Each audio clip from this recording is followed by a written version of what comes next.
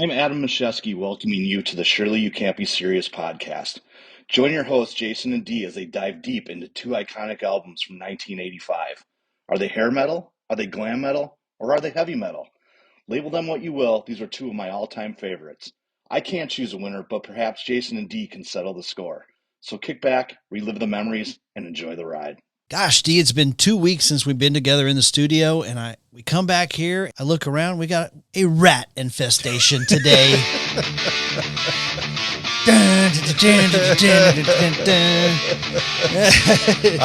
Welcome back to the Surely You Can't Be Serious podcast, everybody. To all your Shirley fans out there, I know that loving us is a dirty job, but we're glad you're the ones to do it.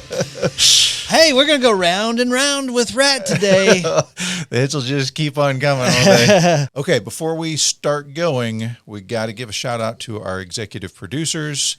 We have a couple new ones. Yeah, we do. We've got a couple new ones. We've got Omar Gabi, we've got Matthew Brent, and we've got Tom. Tom, who I'm pretty sure has got to be the Tom that commented on our Dire Straits episode and gave us the intel on the Neve soundboard. If it's not you, Tom, thank you to the Tom that joined, both of you. That's right. But thank you guys so much. If you want to be an executive producer of one of our episodes, just go over to patreon.com/Shirley Podcast, and you can join for as little as $5 a month. You become an executive producer of an episode.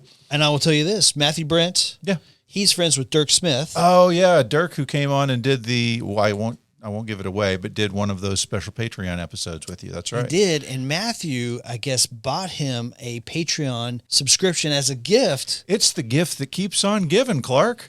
And so Matthew has actually helped us like 2 times the amount. So yes. So thanks, Matthew. If you want to be a member of the Jelly of the Month Club, the Shirley of the Month Club, do like Matthew did for Dirk and join your buddies up, and come join all the fun that we have. You might get invited to do a podcast with us. Yeah. I mean, let's go back to the Sunset Strip in the early 80s. The LA scene where everything was leather and silicone implants and cleavage for miles and miles. Sleazy babes and dirty rock riffs. You know, it's funny because we've done now multiple bands from this scene, right? Sure, you know, we got Motley Crue, we got Van Halen. Did Poison.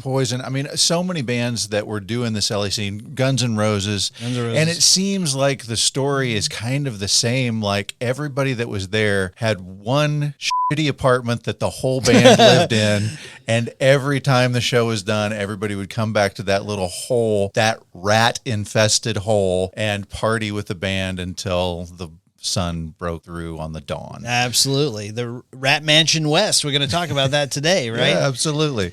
So what's our comparison this week and next week? So it's kind of weird because we're kind of comparing bands that have a lot of incest going on between them, really. I mean, like 2/3 of this band played for Dokken at some point. It's crazy. And so why not? They both had big albums in 1985. We're going to compare Invasion of Your Privacy to Dokken. Under Lock and Key. Under Lock and Key. It's going to be great, man. These are crunchy, pop-friendly rock riffs that are a bit grimy, you know? Yeah. And it's going to be fun to kind of get down and dirty with these. So just for all of our audience out there, I was not super familiar with either one of these albums. This album we're covering today, Ratt, I at least know the hits that came off of this album. Dokken, I got nothing. I have no source, no frame of reference. And so sometimes that can be a bad thing, like Rambo. You missed the moment. Yeah, I did. But then when we did The Cult, I absolutely loved that album. Had never heard that album before. And at this point, I still haven't heard Under Lock and Key. I don't know if I'm going to like it or not, but I'm ready to go. And for Ratt, I got to listen to the whole album instead of just the hits. And so I'm excited to talk about it, see how we got here. Well, before we dive into it, you touched on something there. You know, we did talk about The Cult last summer. Mm-hmm. And we mashed it up with Great White, who was another dirty, grimy LA band from LA the scene. Sunset Strip, yeah. That's right. So let's get into it. Okay. Ratt, Invasion of Your Privacy. Here we go. Track 1. You're in Love. You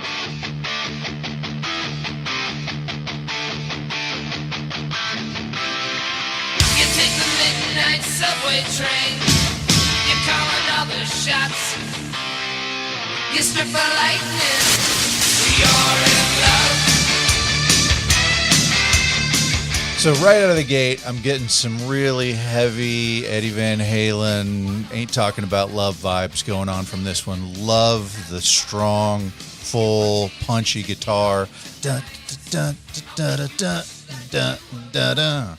Yeah, I think you can definitely feel the Van Halen influence. I don't think they would shy away from that at all. No, I mean it was their inspiration for moving to LA. Like this was a San Diego band initially, and they were doing great on the San Diego scene. And then Stephen Pearcy and Robbin Crosby decided to go up to LA and listen to this band called Van Halen. And I mean they're still playing in the Troubadour back then, but he said they were playing as though they were playing for an arena full of people, like huge speakers, David Lee Roth jumping off of the speakers. I mean, they said, we got to get up here and do this too. Van Halen, one of the most influential bands of all time, basically gave birth to all these hair metal bands from the LA Strip. Absolutely. Have you seen the video for You're in Love? No, I have not. Okay, I've got to show this to you because the introduction clip is so funny because it has a familiar face. Let me know when you recognize this character who's a very prominent 80s person. Okay. Are you in love with him and not with me? I guess I am, George. You gonna marry him? Oh, wait a minute. I can handle this proposal from now on. Kid, you really mean that? You haven't asked me anything yet. I wonder if I said the wrong thing. You recognize that guy? Yes, Mr. Ronald Reagan. Mr. Ronald Reagan. That comes from a movie that I've seen 2 movies listed. That intro clip where he's like, are you saying you're in love with him and not with me? Yeah. Could be from a movie called Santa Fe Trail from 1940. Okay. Or from Brother Ratt. Well. 1938. Gotcha. Pretty interesting to see good old Ronnie. Yeah, I mean, right at the height of the Reagan era, too. Yeah, no 1985? 85, man. So I don't know if you've heard the story behind this particular song. Lay it on me. Okay, so the producer for this album is a guy named Beau Hill. Yeah. Beau Hill produced Out of the Cellar, which came out the prior year. Out of the Cellar has Wanted Man, Lack of Communication. I mean, their biggest song, their signature song. Right. Round and Round. Right. So Beau Hill was brought back in as producer. Now, they didn't really get along so well with him. He ran a tight ship, and this is not a tight ship kind of band. Yeah, I heard him talk about that. He said, so we'll talk about Warren DeMartini and his youth. I mean, he's 20, 21 or so when this album comes out. Yeah, joined the band at 18. Yeah, basically overnight. Yeah. So Beau Hill was like, he knew what the budget was. He said Warren kind of had this image that he had a suitcase full of cash, and then whatever he didn't spend, he got to keep. He's like, No, I just kept track of the receipts and they would reimburse, the Ratt Corporation. He's like, they had it all wrong, but it was always concerned about budget. Yeah. Okay. But Doug Morris was the president of Atlantic Records. Okay. And Beau Hill was kind of his friend, kind of his go-to guy. Yeah. And was really good at keeping bands on track and on budget. And he said that when he called after they had kind of put all these songs out, Doug Morris was like, so what song do you think should be the lead track? Beau Hill's like, I mean, it's clear. It's Lay It Down. It's the best song in the album. And Doug Morris goes, I think it's going to be You're in Love. And he said Beau Hill was devastated. He's like, we got to come out with our best foot forward on this one. Yeah. And Doug said, you're overruled. Right? Yeah. But here's the interesting thing. I can't find any evidence that was actually the case. Beau Hill was recalling the story. Yeah.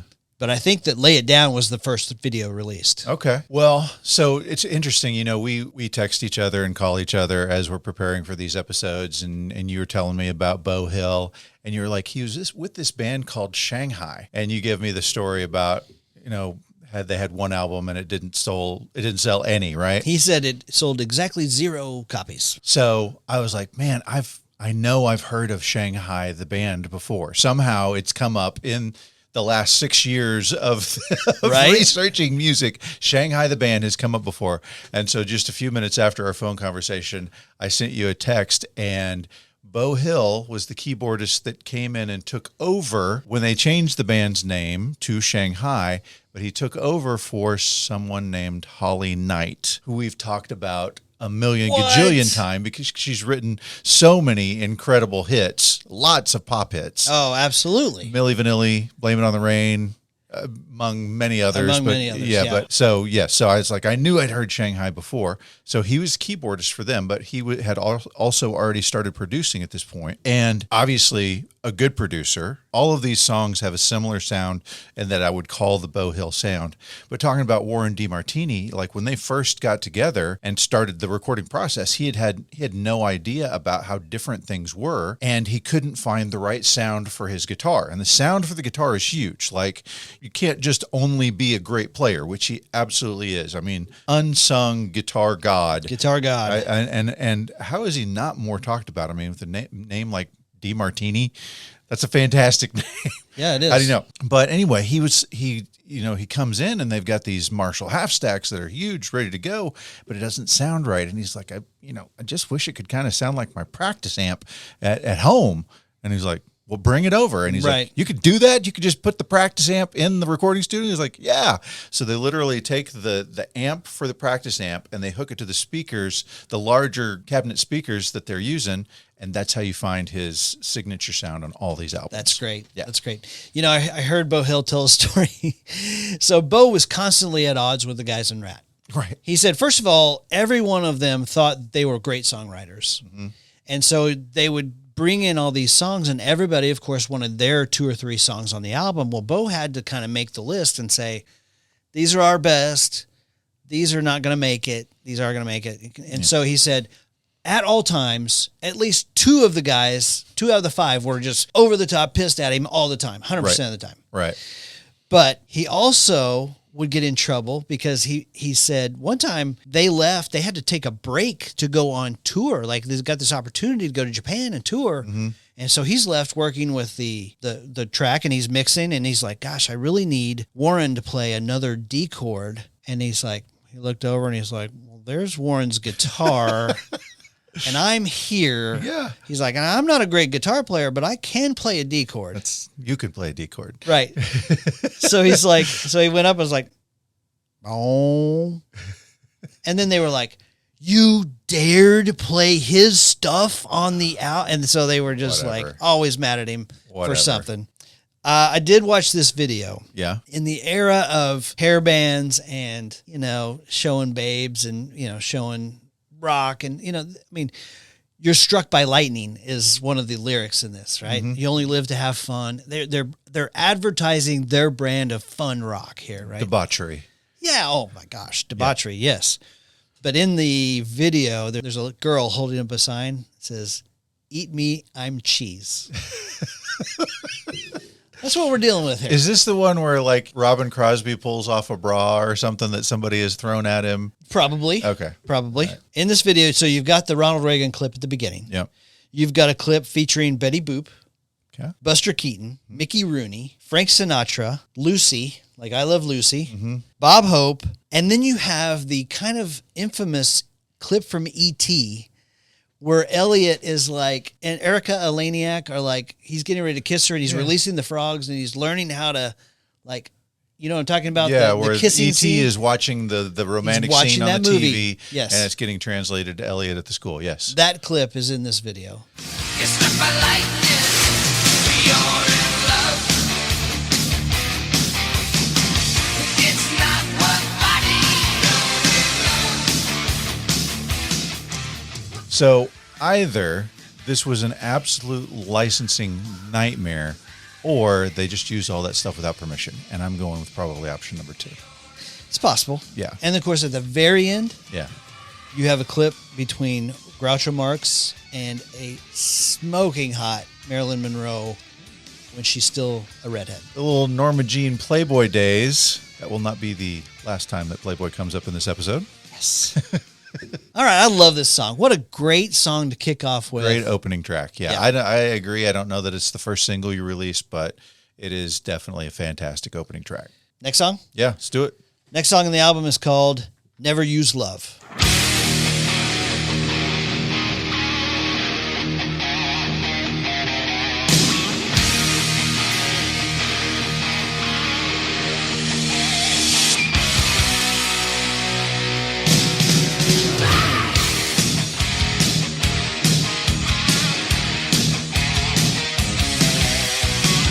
Okay, Another fantastic, killer, crunchy guitar opening. The great thing about this is that you really get to hear the two guitars going of Robbin Crosby and Warren DeMartini at the same time, kind of answering each other back and forth with this. Now, we talked just a bit ago about Robbin and Steven really being the originators of this band. And several of the band members, and we'll talk about it in a minute, played with other bands, including Dokken. Yes. And ultimately they get their lineup together, but their lineup includes Robbin and another guitarist named Jake E. Lee as the other guitarist, right? Yeah. Now, Jake E. Lee was a little bit older than Warren DeMartini, and at the time that Ratt is just about to hit it big, like they're really just about to go big, Jake gets this opportunity that you just can't say no to. So he gets an opportunity to replace Randy Rhoads in Ozzy Osbourne's band. Yeah, so go back and check out our No More Tears episode to hear the Randy Rhoads tragedy story, but obviously Ozzy's in full tilt when that event occurs, and so he needs a replacement guitarist. Right, so Jake E. Lee goes and auditions for Ozzy's band. Yep. And you know who else is there besides every other guitar player in town is George Lynch. George Lynch, the guitarist for Dokken. And George Lynch said that he really felt like he did well in the audition, felt like he killed it. He felt like he was kind of the leader in the clubhouse. And he said he was standing there and he was talking to Jake E. Lee, and they were just kind of conversing about their audition or whatever. And he said Ozzy walked right up to him and said, he turned to Jake E. Lee and he's like, "Do you want the job, mate?" And Jake said, yeah, and he's like, "Great, you got it." He's like, "You blew it." I kept on walking. Yeah. He said George was just like stunned, embarrassed, and devastated. Yeah. And he had to take his tail and go back to Dokken. Good old Ozzy, man. Yeah. God rest his soul. He just passed. We lost him yesterday. Yesterday, man. That's a tough loss. By the way, yeah, I got to tell you the story how Robbin Crosby got into Ratt. Oh, okay. Yeah, go ahead. So Stephen Pearcy had been in multiple bands, right? Including, I think, one called Fire Dome, one called Crystal Pistol. Crystal Pistol, with the pistol spelled with a Y, like crystal. Crystal Pistol. Not subtle. Right? Yep. And so Stephen Pearcy's from San Diego. Jake E. Lee's from San Diego. Actually, Warren DeMartini's from San Diego. Well, Robbin Crosby's from San Diego, okay? So Robbin had been hanging around. He was a guitar player, and he started bugging Jake E. Lee. He's like, "Hey, don't you want this to be a two-guitar band guy?" And Jake's like, "Dude, I think I can handle it." Yeah. And he just persisted. And Robbin was like, "Hey, listen, you get all the solos, you do whatever, I'll just stand over here, you tell me what to do, I'll do it." And so finally, Jake felt bad for him. It's like, "All right, Robbin, you can come in, but you got to do what I say." And he said, as soon as Robbin joined the band, he's like, "Okay, now which solo am I getting on this deal?" and just used his leverage to get in there. And he's 6'5", built like a brick shit house. Massive, like a football player with a guitar. So hard to say no to this guy. Yes, and while we're there, I mean, do you know who his high school sweetheart was? Well, she's involved in several of these songs and albums. It's Miss Tawny Katane. Miss Tawny Katane, back again after we covered her extensively during our Whitesnake episodes. Another God rest her soul. But so Jake E. Lee is the lead guitarist who's now sharing lead guitar with Robbin Crosby. And one of the band names was Mickey Ratt. Mickey Ratt. Mickey Mouse, if you missed the connection there. But Stephen Pearcy wanted something more punchy, and taking the cue from Kiss, he just took just the Ratt, all capital letters, double letters at the end, it styled it that way, right? Yep. But Jake E. Lee gets the job to take over for Randy Rhoads for Ozzy, okay? So they need another guitarist, and they need another guitarist fast, and so Jake E. Lee says, "You need to call Warren DeMartini." And they're like, "Isn't he still in high school?" And he's like, "No, he graduated last year." He just started junior college, right? Yes. So he's living with his mom, going to junior college, and they call him up and they're like, "Warren, how'd you like to come play guitar for us?"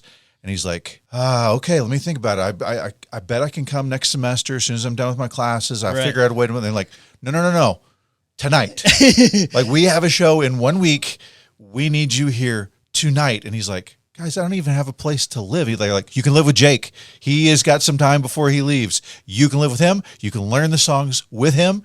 And he's like, "Can you give me 10 minutes? And they're like, okay, dude. And he hangs up the phone, and his mom is at the grocery store. Okay. By the time mom gets home, she encounters him with all of his guitar gear packed into his tiny little car. And she's like, where are you going? It's like, I got invited to join this rock band you've never heard of. Sorry, Mom. Rock and roll calls. I got to go. And she's like, I don't think that's a good idea. And he's like, okay, see you later. That is awesome.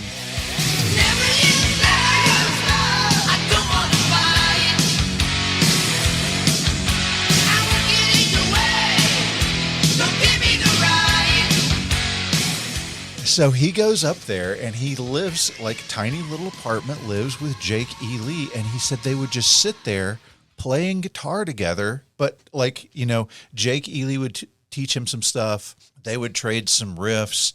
They would work on their own songs. And he says, I can remember sitting with my back, you know, we're both sitting on the floor. My back is to the couch. His back is to the couch.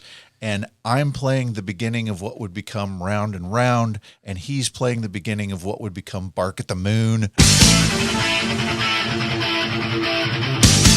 That's amazing. Can you imagine? He's like, you know, you just have no idea as an 18 and whatever, 20-year-old couple of guys that these little riffs that you're playing without the amp. I mean, they're just, you don't want to bug the neighbors, just playing electric guitar without the amp. And it becomes two of the biggest songs of the mid-'80s. No doubt about it. That's incredible. Same little crappy little apartment. Yeah. That's unbelievable. Yep.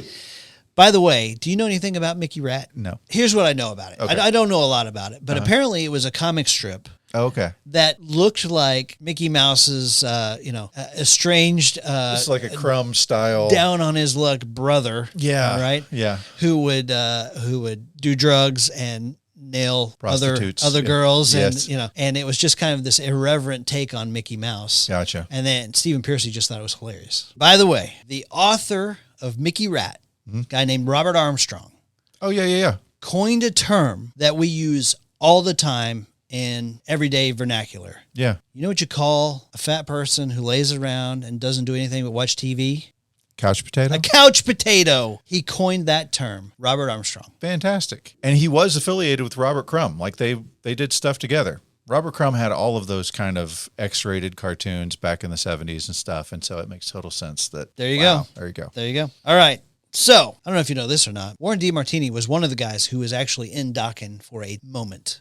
Oh, yeah? You know, like George Lynch auditions for Ozzy. He leaves. He doesn't call. Just like, we need a guitar player. And so Warren DeMartini's like, well, I can help out.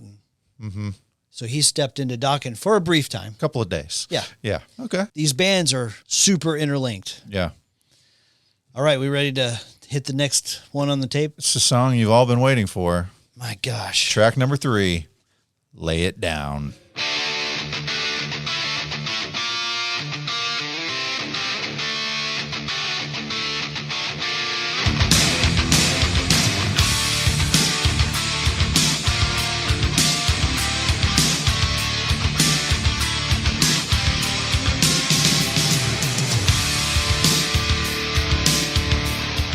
Dee, this song is incredible.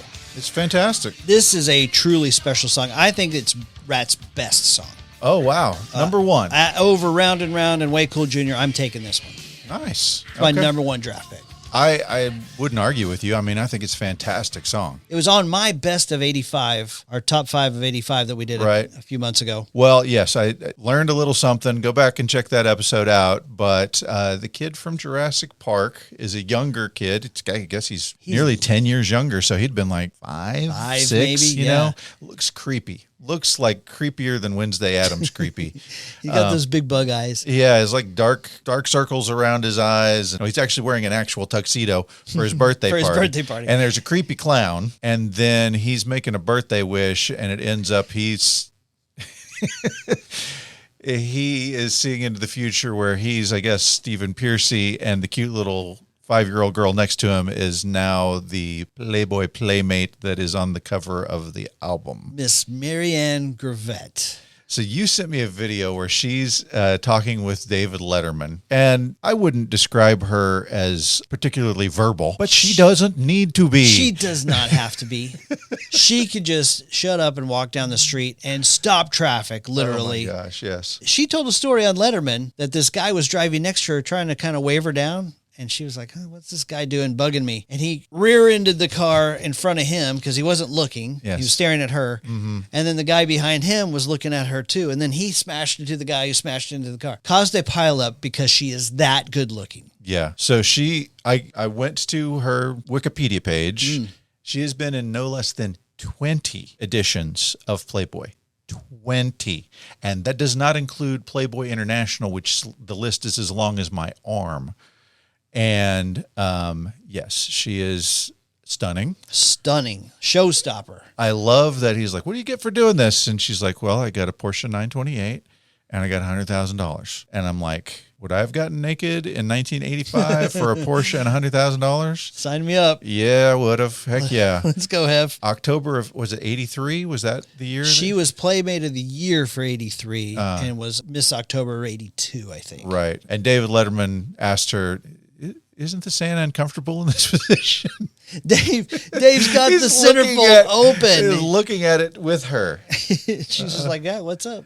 She's like, I didn't pick that pose. I was trying to gather some information on her because she really hasn't been in any movies or anything. No, not much. Not much on her since then. I read a lot of comments about how she might be the best looking woman ever featured in the pages of Playboy magazine. And that is saying something. Yeah, she's very good looking. She's also on the cover of this album. Yes. That's her. She's in the video, and she is the one taking off the lingerie on the cover of this album. Yow. Yep. By the way, this song, Warren DeMartini had been working just kind of on the bus and just kind of around on tour. Yep. Demoed it in Hawaii, and when he played it for both the band and Beau Hill was like, that's it. That's our single. That is it.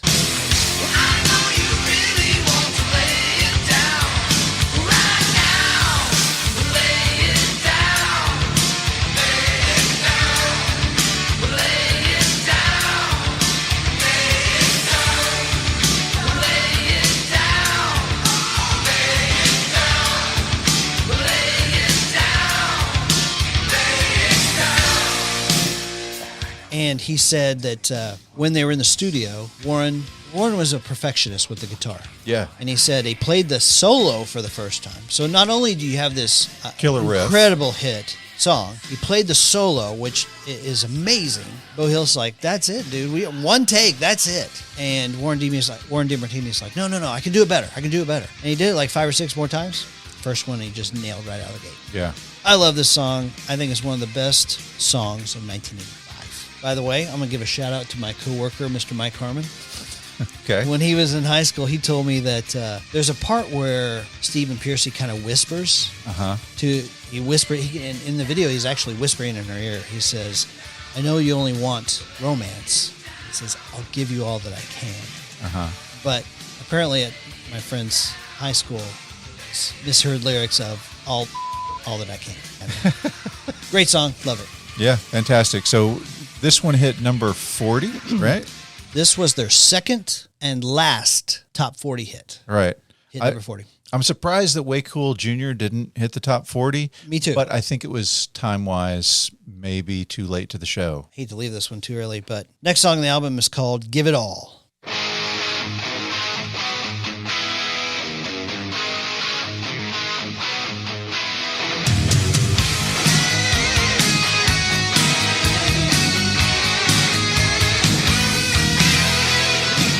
Okay, another great song. Fantastic. I mean, it's kind of like AC/DC. If you like one song, you're going to like all of them. It's just crunchy rock. That literally is the exact thought that I had go through my head when I hit song number 4 on this one. I'm like, I feel like this is Back in Black, where all of the songs are kicking my butt in the exact same way. Yeah, for sure. Okay, D, one of the lyrics in Give It All is, quote, she came behind and then showed me her thighs. And I got to think this is straight from Police Academy, where Mahoney's behind the girl and he's like, come on, show me the thighs. What's your name, cadet? Thompson, sir. You live around here? No, sir. What's your telephone number, Thompson? Come on, eyes front, telephone number. 555-2467, sir. Okay. Let's see the thighs. Come on, I haven't got all day. The thighs. What in the hell are you doing? Meeting women, sir. I cannot believe that you just quoted Police Academy. That is a Shirley movie we have to cover. Bravo, sir. Bravo. You know, they really pushed back. They didn't do a lot of power ballads. I mean, almost none. Yeah. In an era where a power ballad would sell a couple of million albums for you. Yeah. Now, we're going to talk about a song here in just a minute that I think might fill that role. Okay. But they resisted that urge. So they came up to L.A. and were very quickly doing well in the L.A. club scene on the Sunset Strip. They were playing the Troubadour, they were playing the Whiskey, they're getting all of those shows in, and were very popular. They were selling places out, but they weren't getting signed. Like so many other bands of that time and that place were getting signed, and they weren't. So they had a guy who recognized, hey, this is a band who's really good, and they're all really good looking, and I think I can make something of them. And this guy's name was Marshall Burrell. Now, we've talked about him before. Do you remember when we talked about him? No. I'll give you a hint. He discovered a band whose debut album came out in 1978, and he was their manager. Van Halen. You got it.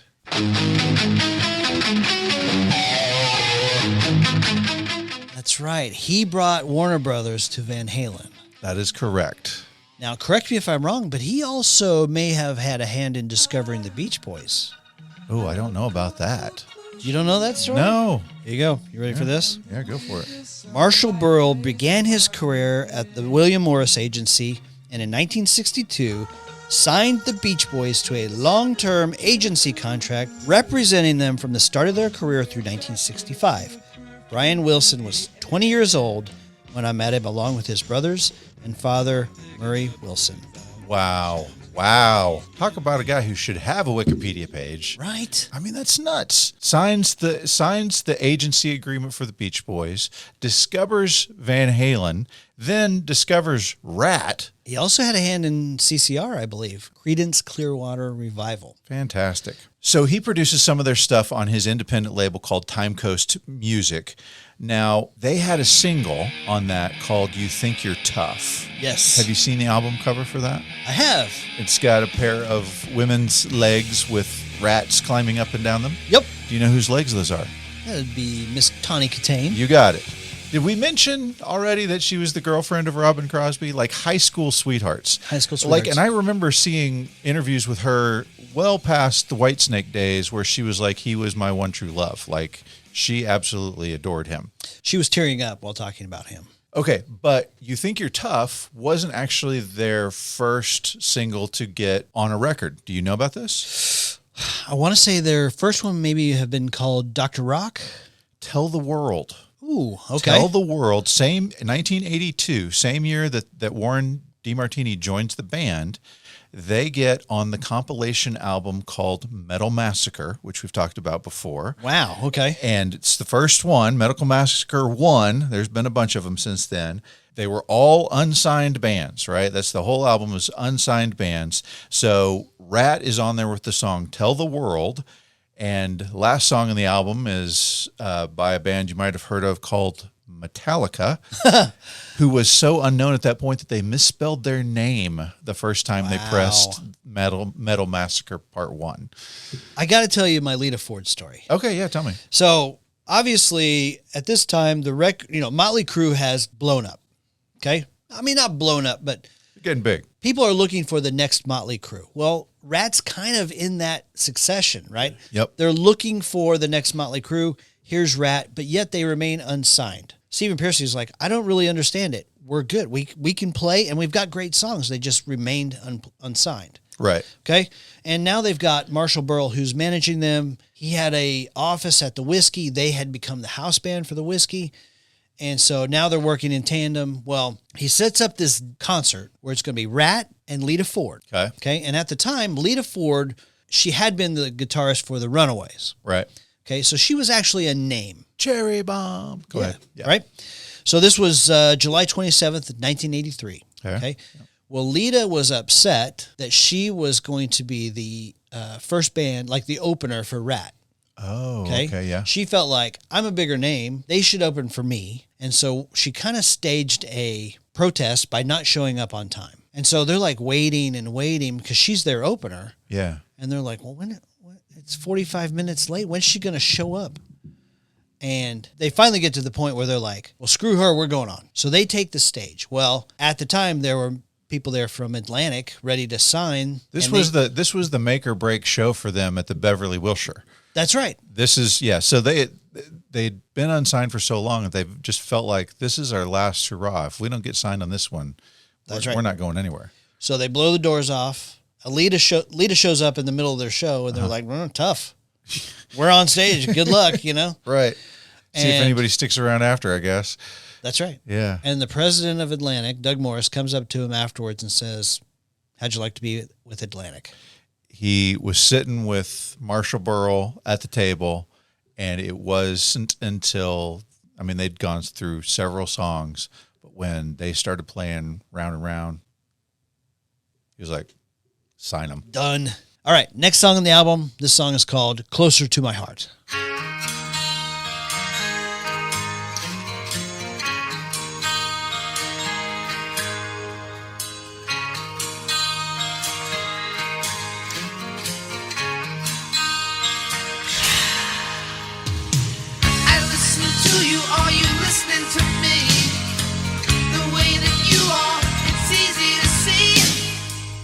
Okay, well, when hair metal bands say it's time for the rock ballad, they either pull out the piano or the 12-string guitar. And I'm guessing this is the one you're referring to with the ballad. This is the slowest song on the album, as far as I can tell.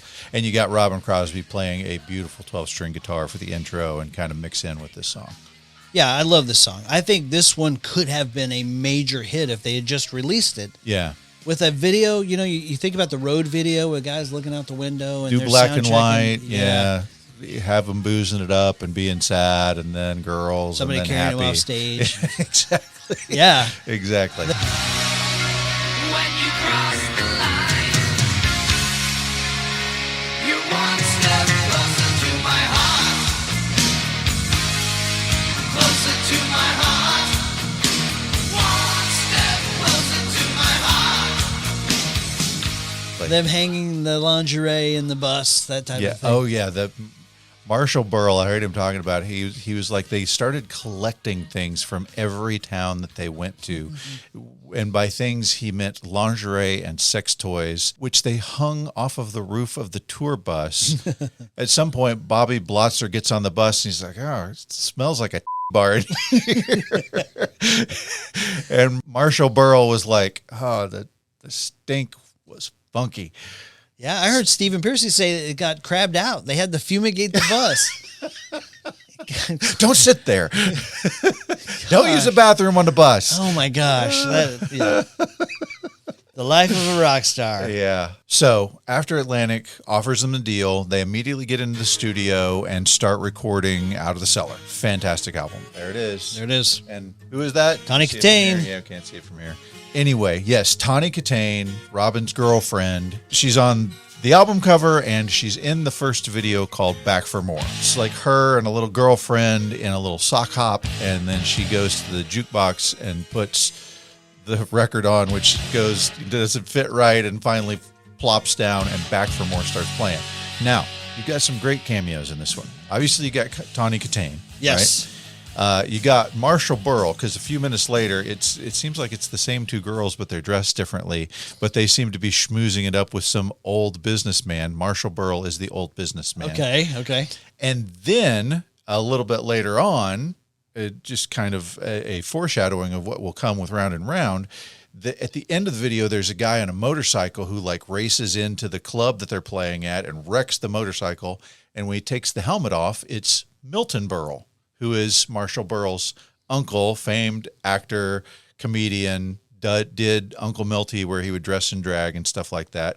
But he's wrecked the motorcycle, and he's missing his two front teeth from the wreck.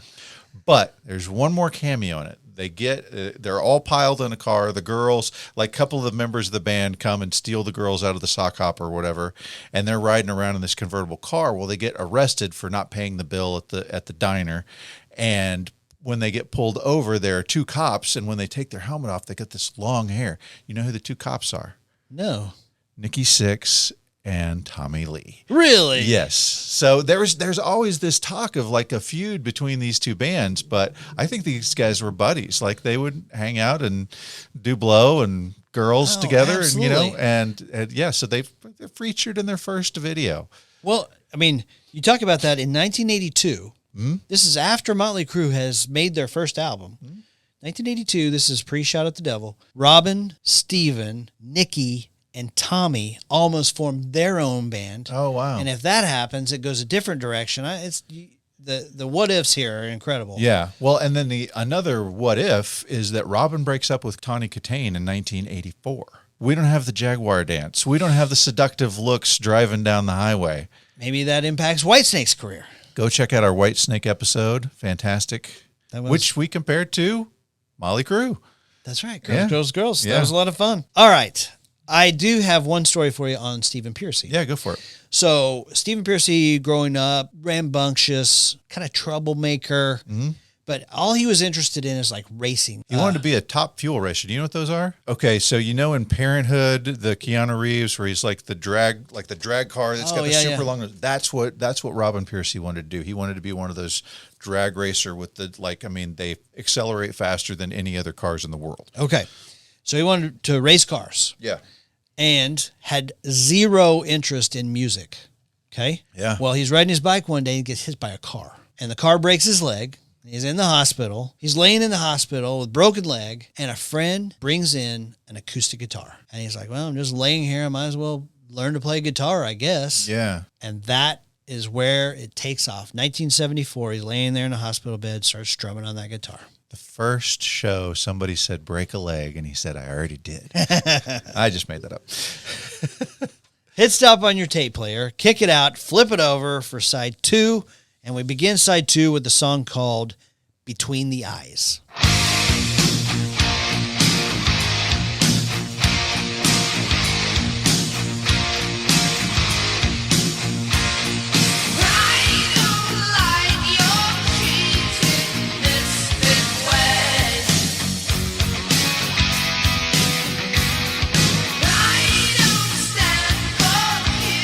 So say what you will about Mike Reno or Mark Knopfler. There's only one guy who did the headband right, and that was Stephen Pearcy. He nailed it, didn't he? I mean, he looks like a pirate, right?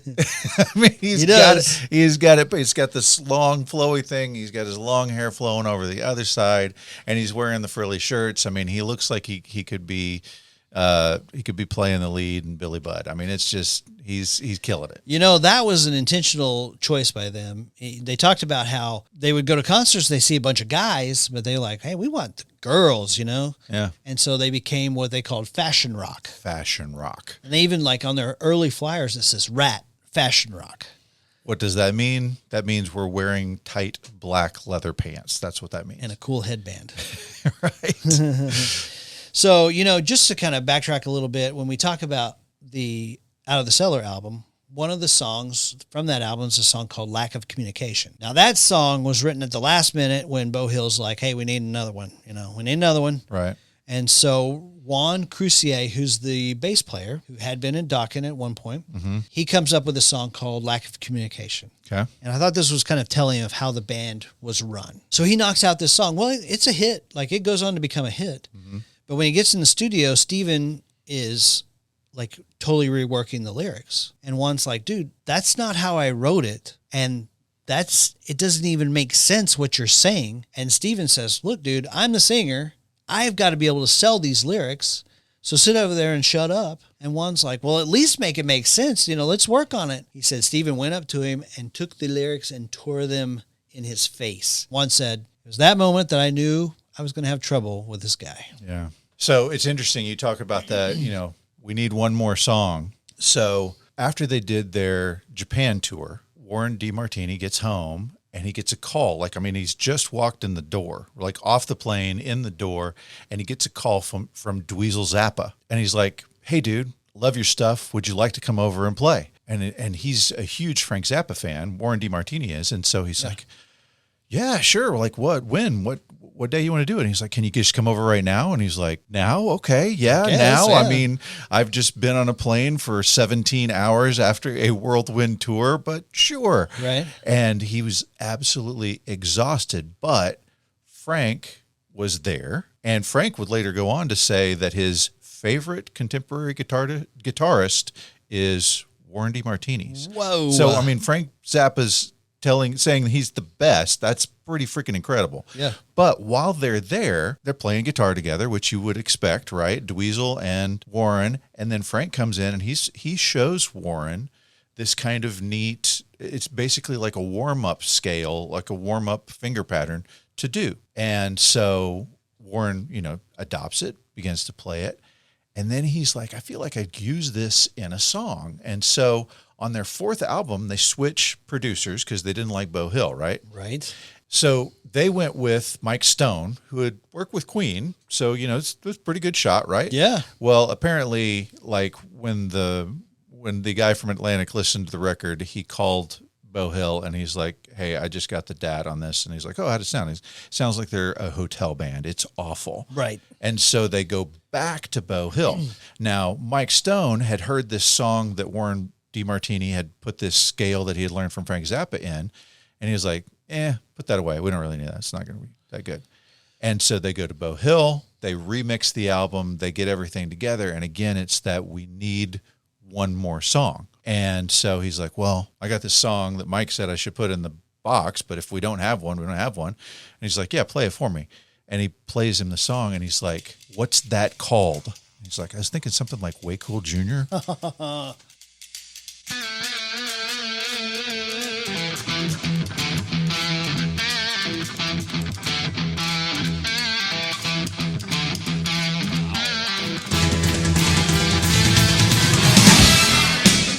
So if you listen to Way Cool Jr., I'll pull that up real quick. Yeah. What makes him so special anyhow? Sit so good looking, that's a fact. Still the tallest on the fastest. How about that? Isn't that crazy? That's fantastic. So that little lick is something Frank Zappa taught Warren DeMartini before they were ever anybody, and he just incorporated it into their fourth album. That's fantastic. And to me, Way Cool Jr. is absolutely one of their best top 3 songs. It's fantastic. And that little riff makes an otherwise just kind of standard blues song into something very special. I got something for you on that song. Okay. So at the very beginning, you have this clickety, click, click, clickety, click, click, click. Yeah. Well, Beau Hill was like, this song needs something else. It needs something. So he turned to his second engineer and he's like, go to the drugstore, get me 10 thimbles. And when he came back, he put the thimbles on his fingers and he said it was on a hard surface and it's like, that's Beau Hill playing thimbles on a table. Fantastic. So I love it. Way Cool Jr., great song. Yeah. Okay, next song on the album is a song called What You Give Is What You Get.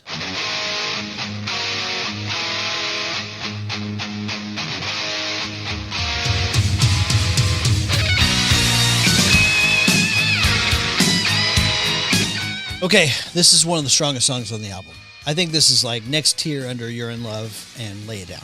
It's got a great use of the phrase what you give is what you get. Yeah. I mean, that taking that and making it a song that works is a tough sell, and they did a great job with it. Yeah. I think it's underrated.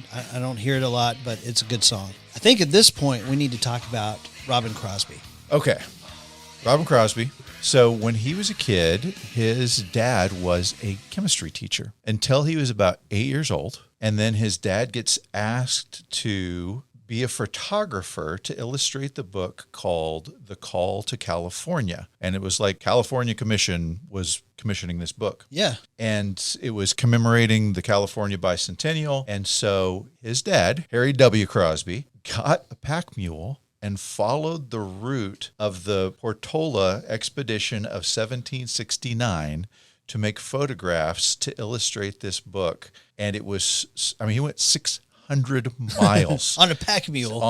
He was on the back of a mule Wow. for 600 miles to illustrate this book. And he ended up doing it like he did like 4 more books, the last of which, oddly, you just run into these things, was published by the University of Oklahoma Press back in like 1994 or something. He just passed away last year at the age of 98. Obviously, significantly outlived his son, who has an incredibly tragic story.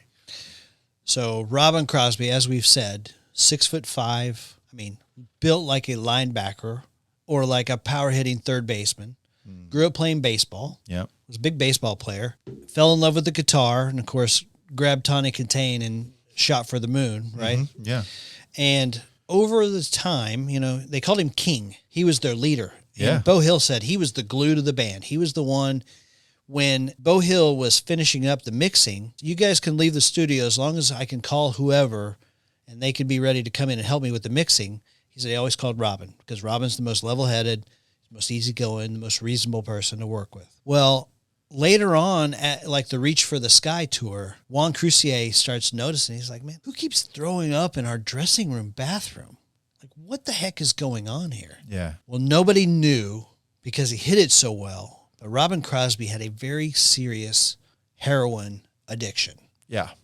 That was getting out of control. Yeah. I mean, and got out of control. He said he had a $500 a day habit. Which you can sustain if you're topping the charts, but they weren't always topping the charts. And so ultimately it led to him losing all of his money.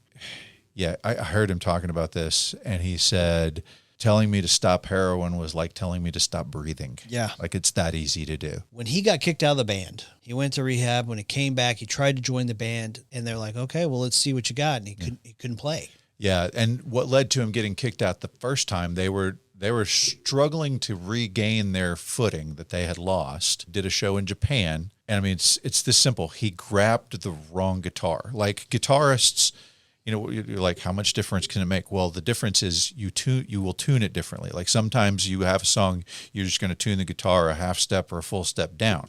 Well, he grabs the wrong guitar for a song, which means he's trying to play it in a key half a step different than everyone else in the band is playing it. And it just nails against the chalkboard. It's the Jaws theme to make you feel uncomfortable, right? I mean, it's just at some point, every member of the band was looking at him because he just didn't even realize he was the only one who didn't know. Every member of the audience was looking at him, and they're just like, this is just not good work. So they kicked him out, tried to come back. Like he got out of rehab, really were kind of hoping that he could regain it. You know, he wanted a chance to redeem himself, but he couldn't play. Mm-hmm. And so Stephen Pearcy's like, he can't, it's not happening. Yeah. And so he lost his fame. He lost his band. He lost his fortune. Lost his wife. He lost his wife.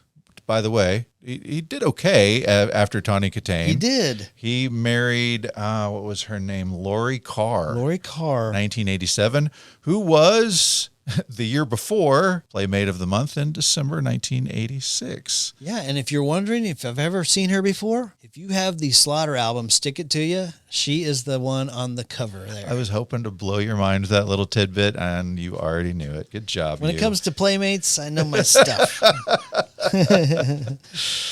So he lost everything, and on top of that, he contracted HIV. Yeah. Which became full-blown AIDS. I mean, it was reported that he had died of AIDS when he passed in 2002 at only 42 years old. And I remember Nikki Sixx talking about it in the Heroin Diaries about just how devastating all of that was. But it was not AIDS that killed him. He took one last mega booster shot of heroin. Yeah, he's going to die doing the thing he loved more than anything else in the world.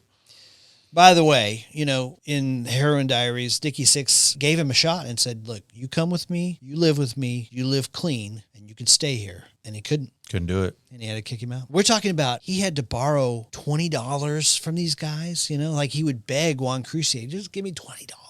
Yeah. And he had sores on his feet. I mean, just terrible. He lived in a shack. Just the worst of the worst. Yeah. By the way, for a happier story, I sent you a little trivia note yesterday. Name the soundtrack that included contributions from Elton John, Jeff Beck, Robbin Crosby. You're like, I don't really know. Young Guns 2 soundtrack, the John Bon Jovi Blaze of Glory. Wow. Robbin Crosby played on that album. Nice.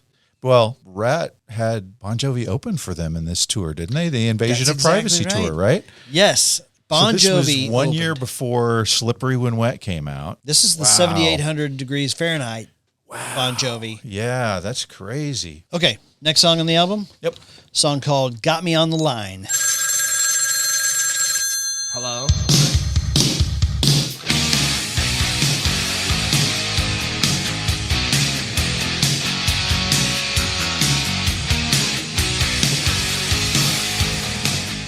They're consistent.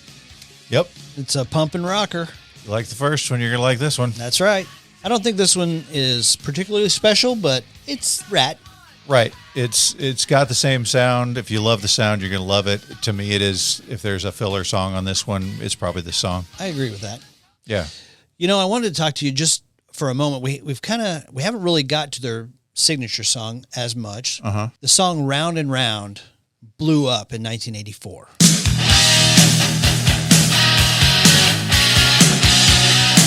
Absolutely. Yeah. One of the cool things about that was the music video.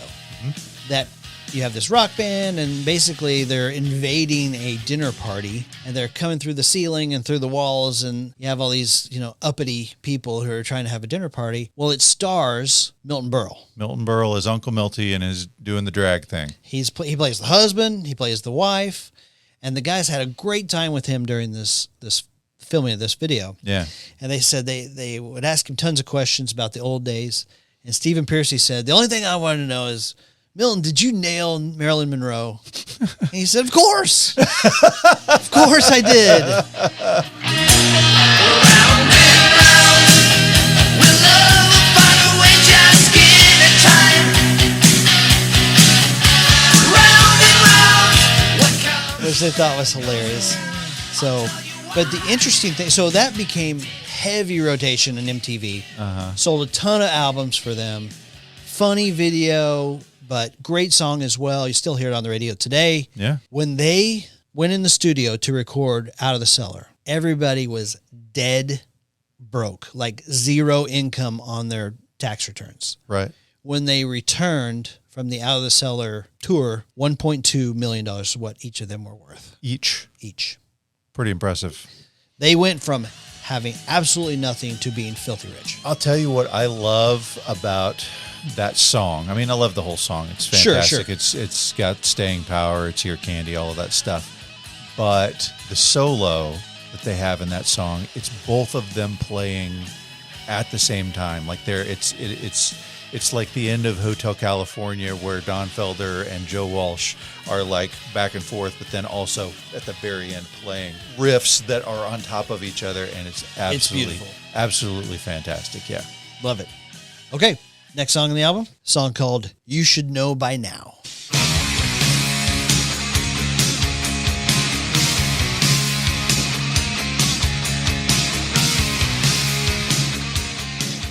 Okay, another kind of filler song for me. Yeah, I do want to mention, like to be a fantastic band, especially a fantastic hair metal band, you have to have a drummer who really drives through the show. Like, bang the gongs hard, baby. I mean, he's got to hit hard. He's got to be good. He's got to be great at his fills. And Bobby Blotzer does all of that. Like, he's kind of the guy in the back that you don't think about that much, but he really is an incredible drummer. I think you may have sent it to me, Don Dokken talking about how he was, at his house, he and the band that he had at the time, who he had, I think it was, what was it? Airborne, right. Had been Airborne for a while, and then another band became Airborne, and they couldn't do that anymore. So he just called it Dokken as just kind of a placeholder. Right. Right. He's like, it rhymes with rockin', we'll figure out something else later on. But anyway, when they're still nobodies, just playing at somebody's house, right. He said they would do it for 45 minutes, and then they'd stop because the cops would show up, and then they'd wait 45 minutes, and they'd play for another 45 minutes before the cops showed up again. Right. It's like, if you just timed it right, you didn't get into much trouble. But he says one day they're playing in their set, and the pizza delivery guy comes, and he's like, oh, you guys playing? He's like, yeah. He goes, I play drums. He's like, have a seat, man. Let's see what you can do. He gets in, plays. Next week, he's with the band. That's crazy. And that pizza delivery guy was Bobby Blotzer. Bobby Blotzer. So Bobby Blotzer is in Dokken with Juan Crucier, who's playing the bass. Right. And as you mentioned, Warren DeMartini was a part of the band. Right. So that's 3 out of the 5 members of the band. Yep. And I bet Stephen Piercy and Robbin Crosby probably hung out and played with Dokken a little bit at some point. Oh, of course. Yeah. Of course. It's pretty amazing. You know, I've got a little tidbit for you. I don't know if you know this fact or not, but Ratt came out with all these crunchy rockers, but they also had a couple of songs on soundtracks. Now, neither one of these we've covered, but I'm wondering if maybe next year's the year for one of these. So they had a song called Body Talk on The Golden Child. Okay. Remember The Golden Child with Eddie Murphy? I do. Yeah, keep going. Okay. So Body Talk, familiar song. I bet you've heard it. Okay. And then they had a song called Nobody Rides for Free. Maybe their last truly great song off of the Point Break soundtrack. Ah, yes. Okay. Yeah, nice. No, that's a good one. I yeah. love Point Break. So I've told stories about every member of the band now, except for Juan Crucier. Yeah. All I've got on him, and this is actually kind of impressive, he played with Quiet Riot as their bassist right before Randy Rhoads, like with Randy Rhoads, before Randy Rhoads left to go play with Ozzy Osbourne. So take that story full circle from what we learned before about Jake Ely and all that. We've talked about Dokken, we've talked about Ratt, we've talked about Ozzy, we've talked about Quiet Riot. Mark Torian from Bullet Boys was in Ratt, I think, for a moment. I have got a Jimi Hendrix Scorpions connection that's going to blow your mind that I'll tell you on the next song. Oh, okay. Well, let's get to it then. Okay. Last song on the album. This song is called Dangerous But Worth the Risk.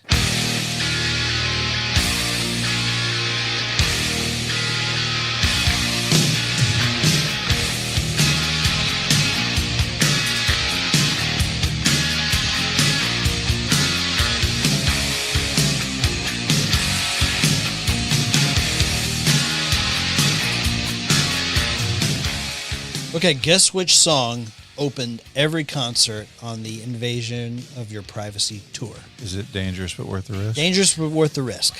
It's a great song to check the sound levels with, honestly. I mean, I know that they do that before every show anyway, but like you've got such a deep bass on the guitar on this one. I haven't looked it up, but I wouldn't be surprised if it was a drop tuning somehow. But that, I mean, it's very deep, full, fat bass sound for the guitar. Love it. I think this should have been the title for the album. Oh, that could have been a great one. Invasion of Your Privacy, we're like, what does that mean? You and I both are like, we didn't bit. really come up with anything. Not really good title. Dangerous But Worth the Risk?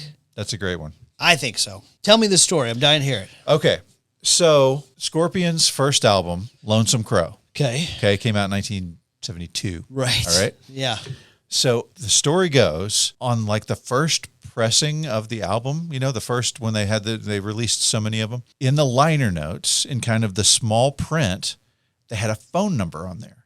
Oh, cool. I love And this. it's like, oh, is this the phone number to the publisher, the production company, the studio, what it is, And so these kids in San Diego notice, I say kids, they might have been adults, I don't know. They notice this phone number, but it's German. And this is the 70s, 80s. It's like $12 a minute. Right, something. exactly. Like it's nuts. Like it's Right. ridiculous. Like you could not call. And so, but they're just like, you know what? They were squatting in a house that somebody else was paying the phone bill. Like it was some rich place where they had just left the phone on to go vacation and wherever. Right. And they're squatting in this house. And so they decide to try to call this number, thinking they're going to get the studio. Rudy Shankar answers the phone. What? No way. They put Rudy Shankar's phone number on the album, right? And so the guy just BS's Rudy Shankar for like 10 minutes, and is trying to convince him that he has got this invention that he has that will change the way the guitar is played, and he really needs Uli Roth's phone number.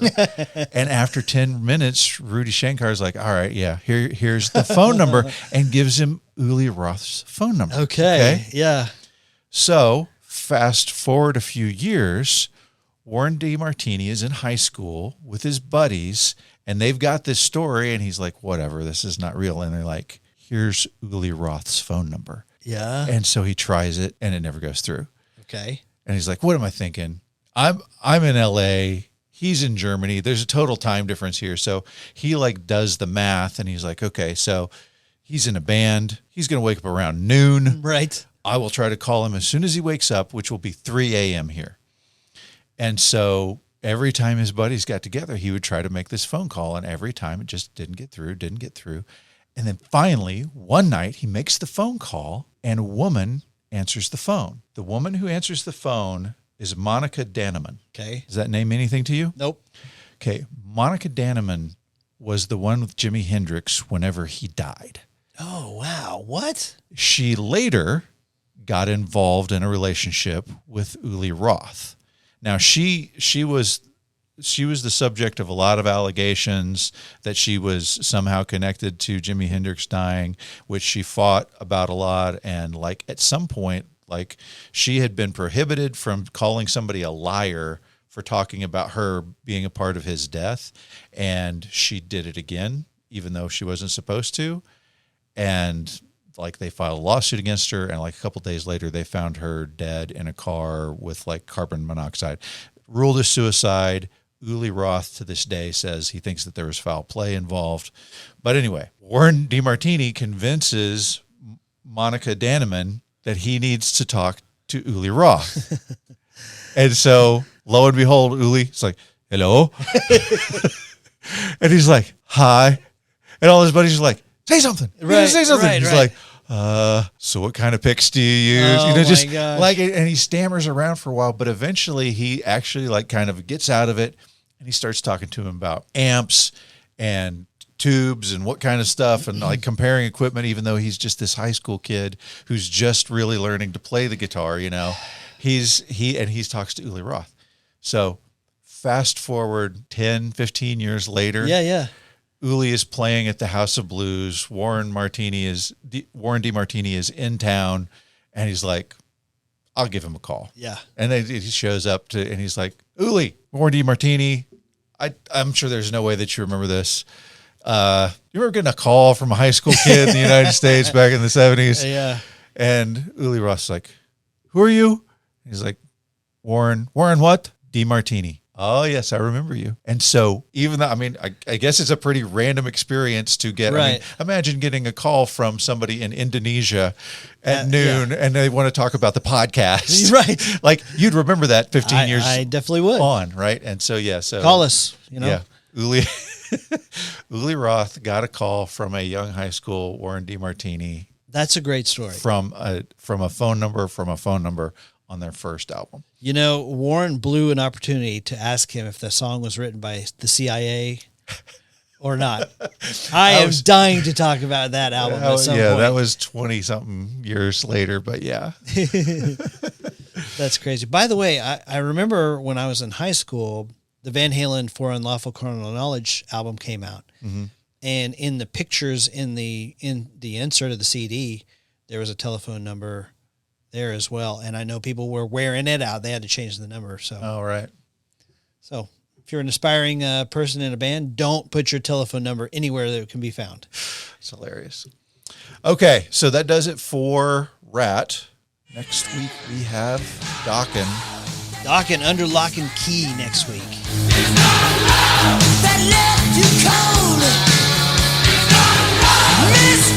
So, like we've talked about, there's a lot of overlap here, and these bands are also very similar in the fact that they have had a ton of infighting that led to the demise of the band, but I think Dokken may have Ratt beat in this category. It's going to be amazing. I heard Don Dokken say, the last time I talked to George Lynch, his hands were around my neck and he was trying to choke me.